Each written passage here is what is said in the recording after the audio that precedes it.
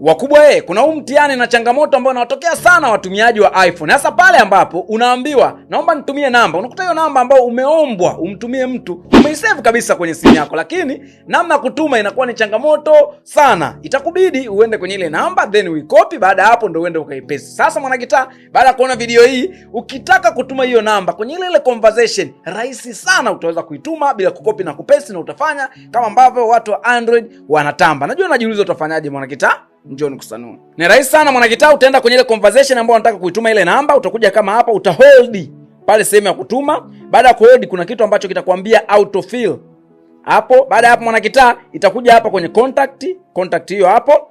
Zikija hapo mwanagitaa utachagua contact ambayo wewe unataka kuituma namba. Kwa mfano nataka kuituma hiyo hapo ya juu. Baada hapo nitaichagua hiyo hapo namba, tayari namba imeshakuja hapo, then nitaituma kama ifuatavyo, na baada hapo huyo mtu ataweza kuipata hiyo namba na ataweza kufanya mawasiliano bila mimi kuikopi na kupaste. Naamini mwanagitaa, watumiaji wa iPhone wengi sana walikuwa hawajui namna kufanya hivyo, even though nishawahi kuelekeza way back.